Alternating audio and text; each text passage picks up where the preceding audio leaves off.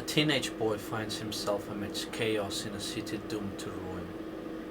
He is called by means of a seductive picture, though this seems to have no effect on him.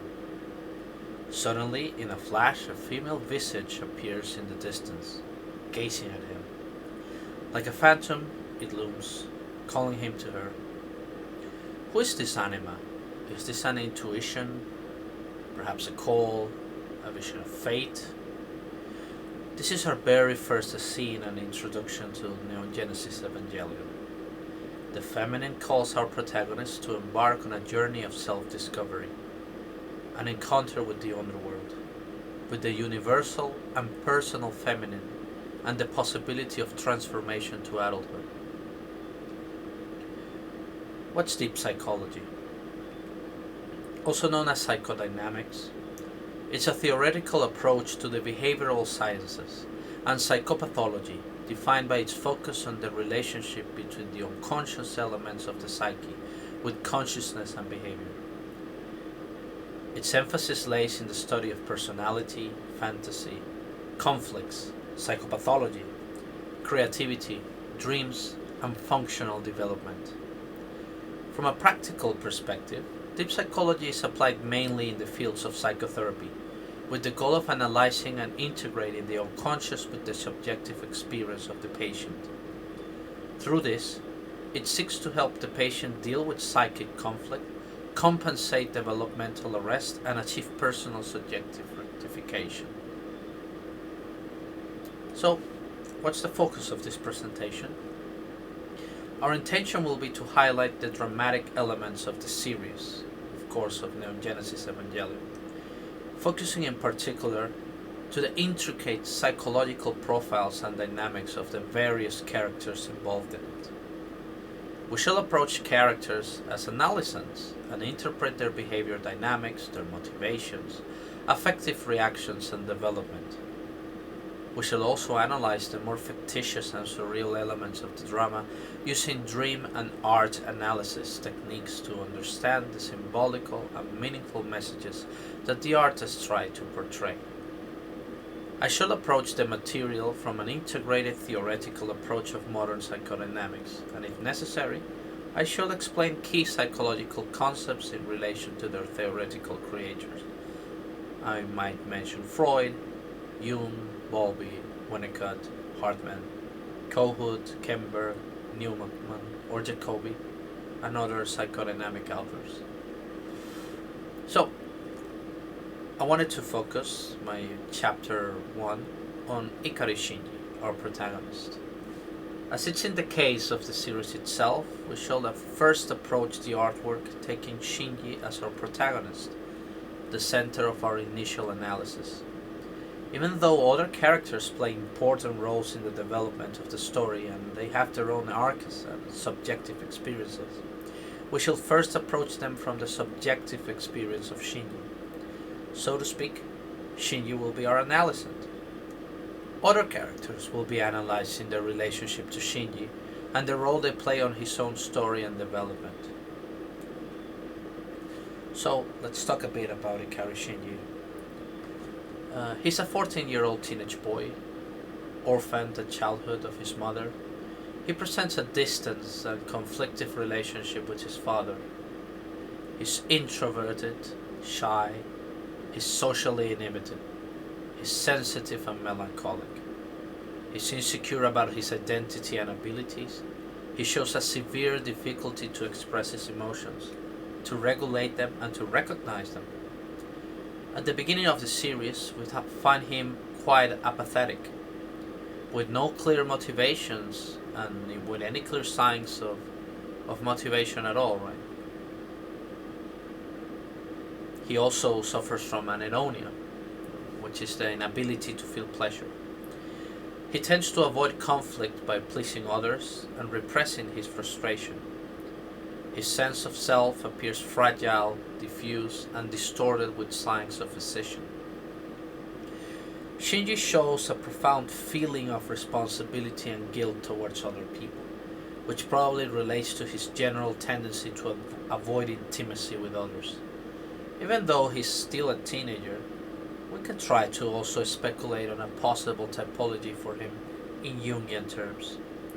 I think we could consider Shinji as having an introverted attitude, with a predilection for intuition as his irrational function, and a clearly feeling, sentimental, rational function. The thinking and sensing functions are in an underdeveloped state. So, let's return to the introduction. There's two female figures that are approaching Shinji, or better say, they are inviting him to approach them. One of the characters uses seduction and sexuality to bring Shinji to her. We can see in the picture. We are presented with an adult woman who openly displays her sexual attributes and beauty to gain advantage and control. Shinji doesn't seem to be interested in this, and is not affected by her seduction. We will see this dynamic played out during the whole series with profound connotations to both characters. So, who's Misato Katsuragi, right? She's an adult woman who is responsible of pushing Shinji towards motion and action. She's also the catalyst for change, throwing Shinji out of the world of adulthood with all that this entails. Right? She pushes him to deal with adulthood. Right? So it's responsibility, hierarchy, societal expectations, profession, and sexuality. Misato, being a sensing type in typological sense, is also responsible of making Shinji integrate his physical functions. In this sense, the sensing function in a Jungian perspective. So to speak, she takes out Shinji from his head in the cloud state to a more physical, grounded sense of agency. In this sense, she represents Shinji's inferior function, which would be sensing, of course.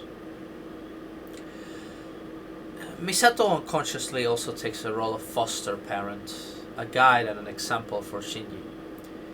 We see by her attitude how she avoids this, trying to equal herself to Shinji in a sort of like friendship or colleagues relationship. It is noted by Shinji and other characters that Misato behaves in an immature and childish manner on certain occasions. This is evident in the state of her apartment, right, all messy, her dietary health and her alcoholism. In a way, she's unconsciously rebelling against the role of an adult. We actually hear vestiges of this during the series. She's preferring instead a juvenile lifestyle. Her sexual approaches to Shinji could reflect this fantasy of returning to an earlier state of life. So, why would Shinji avoid her advances? This is a very common question from the viewers, right? What's going on there? So, even though Misato is the one responsible for physically taking Shinji to the nerve headquarters, it is quite clear that it wasn't her seduction which prompted Shinji to follow her.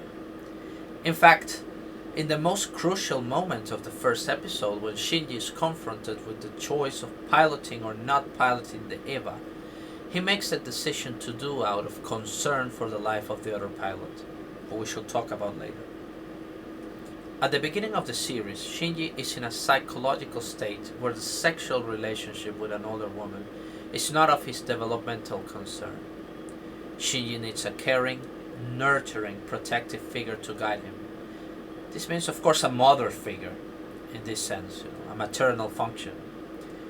She's never able to truly empathize with Shinji, and vice versa, in this sense, right? So, to better clear this out, right, is that Misato is actually never able to understand that.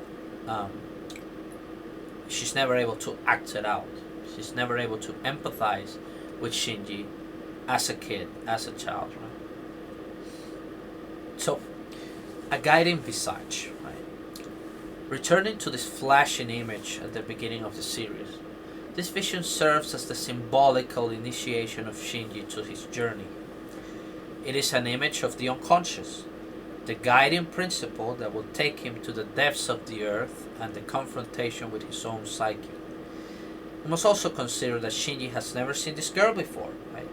It's an intuitive grasping and longing for her that drives him towards his mission. But why? Why should he do this? Like, why should he follow this visage? Well, so we're going to talk a bit here about a bit of psychodynamic theory. We're going to talk about Heinz Kohut and the developmental of the self. Heinz Kohut was an Austrian-born psychoanalyst credited with the creation of a theoretical school of self-psychology.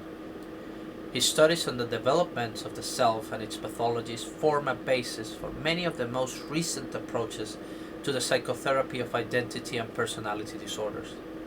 We will use his psychology of the self to analyze Shinji's development through the series and the nature of his relationship with other characters. So this is important. Narcissism and the two poles of the self. In the myth of Narcissus, a beautiful young hunter is cursed to fall in love with his own unattainable self-image after his cruel rejection of Echo. Echo is a girl from Greek mythology. He gazes at his own reflection, first unable to recognize the image as himself. He tries to embrace it in vain until the realization dawns him. There, in desperation, out of this impossibility to fulfill the embrace, he ends up drowning in the water. In some versions of the myth, he either dies of grief or he could commit suicide too. There's different versions of the Greek myth. Then, after he dies, the gods transform him into a flower at the place of his death. So this is the myth of Narcissus, which is of crucial importance to psychoanalysis. So, narcissism in Kohut's psychology, right? But how does he define this psychic phenomenon? Although the concept of narcissism has a very complex history and development in psychoanalytic theory, we should, for the sake of simplicity, focus only on Kohut's functional definition of it. So for Kohut, narcissism is defined both as the developmental psychic state from early childhood before the development of the ego and as the building blocks of the personal self. He defines in his late work the narcissistic self as the basic structure or matrix of the personality. This matrix is composed of two poles that in tandem create and sustain both general self-functioning and the development of the mature ego. This process is naturally fulfilled during the very early years of life, when the mother plays the role of empathetic nurturer and modulates the personality development of the child. In cases of disruption by trauma, neglect, abuse, abandonment, or loss, this natural development will be affected and generate personality pathology. This is what Kohut would call self-pathology, narcissistic lack, and developmental arrest. So here we have a picture of Kohut's model, right, of the narcissistic self, or what he called the bipolar structure of the self. When we say bipolar, it has nothing to do with bipolar disorder. It's a totally different thing. It has nothing to do with this. He calls it bipolar because it's two poles in a tandem, right? We can see here in the image, right? We have pole A and pole B. On pole A, we have the pole of self-assertive ambitions, which is also called the grandiose self, the grandiose aspect of the self. On the other side of the axis, we have the pole of values and ideals, which we could also call, as Kohut called them, the pole of the idealistic or the idealizing pole of the self. So you can see in the image, right, that both of these poles have certain psychological functions associated with this, right? So for example, if we begin with pole A, we see that there's the grandiose self and its mirror and self-object matrix. What is Kohut referring here? there's this grandiose self in narcissism that needs to be, you could say, nurtured by positive reflections with a mirror. So if other people mirror the grandiosity, and the feelings of self-esteem, then that's going to cause that this side of the bipolar structure of the self, it's going to be fulfilled. What's the result of this, right? So we see here these 3 points: self-esteem regulation, so the capacity to have good self-esteem; the enjoyment of physical and mental activities, so this is the capacity to feel pleasure and to feel motivation; and number 3, the pursuit of goals and purposes, also related to motivation and behavior. So when this side of the narcissistic self is fulfilled, then we have self-assertive ambitions, right? We go to the other pole, right? This, remember, there are 2 poles of the same structure, so to speak, 2 sides of the same coin. We have the pole of ideals, right? So we see at the bottom image that it says idealized parent imago and its idealized self-object matrix. What Kohut is referring, it's that small children and narcissistically impaired patients, right? They have the need to idealize an omnipotent, all-powerful parent figure. So what happens is that this, of course, causes a feeling of safety, of protection to the child, and also a feeling of merging with this idealized parent imago. In a sense, when the child feels that he is merged with this idealized figure, he can also share the attributes of this idealized figure. He can somehow adopt elements of the personality of this self-object, as Cohen call it. So what does this cause, right? This is what makes self-soothing and self-calming possible. It is what makes regulation of feelings of driveness possible. And it makes ideals appear in later life, the capacity for enthusiasm and devotion to ideals. So having a positive set of ideals, it's related to the integration, and development of this side of the bipolar self. So then we see the C, right, element, which is in the middle of the image.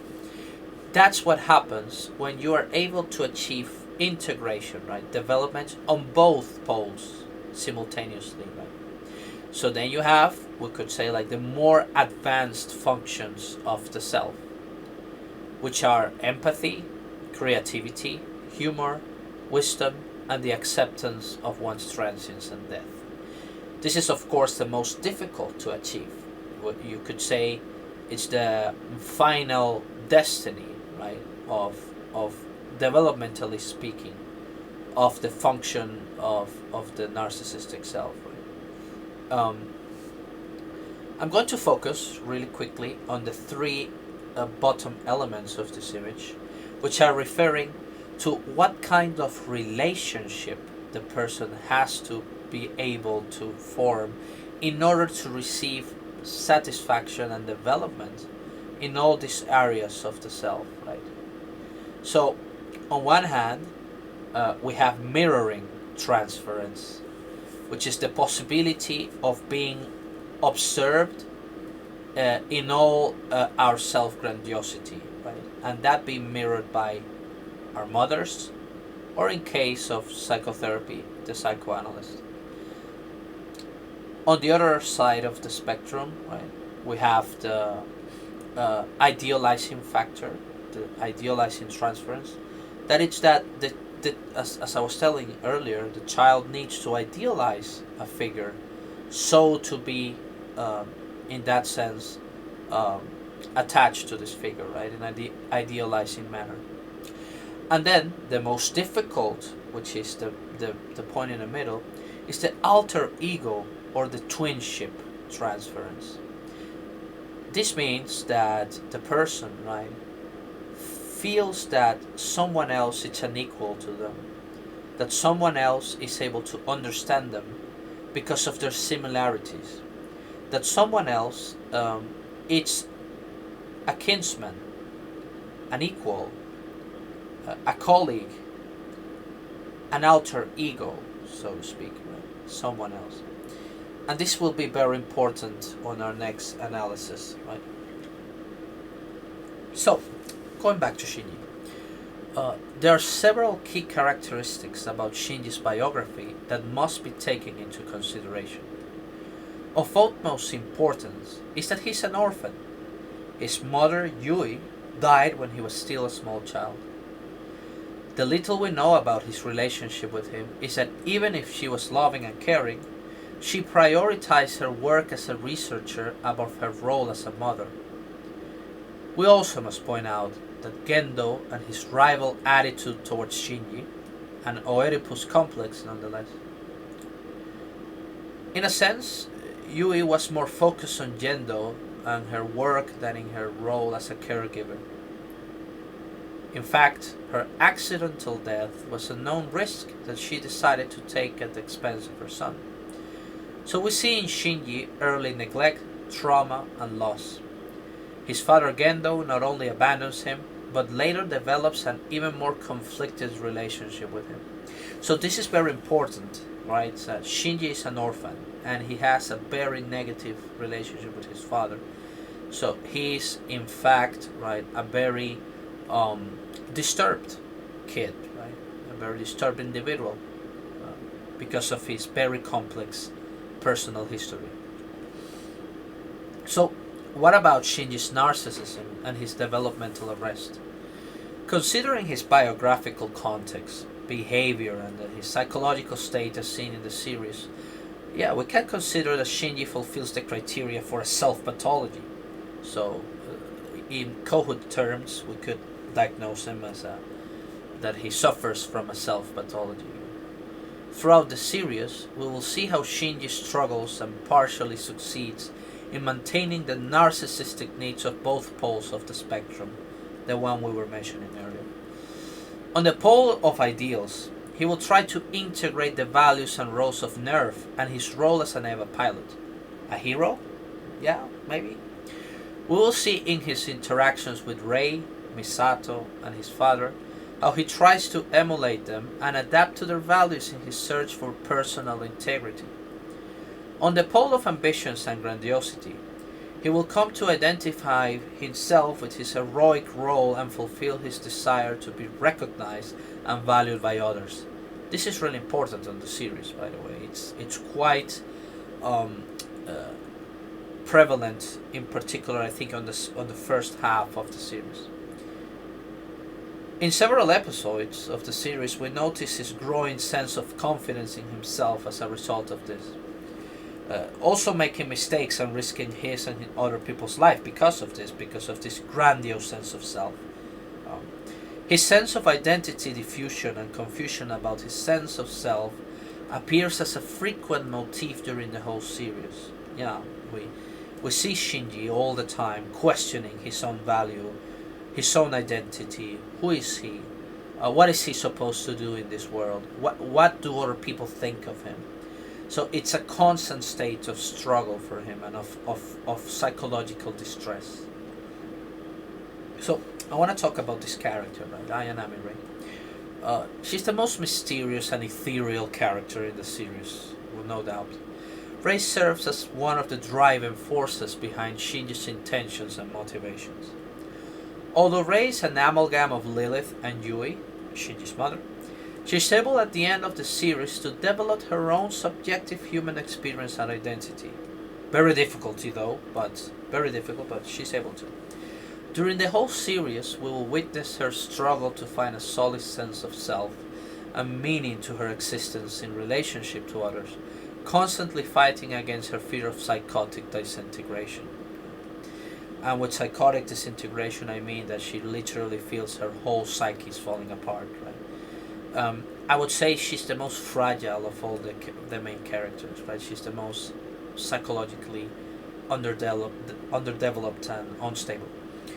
Considering that she's one of the most complex characters in the series, she deserves a whole chapter to her analysis.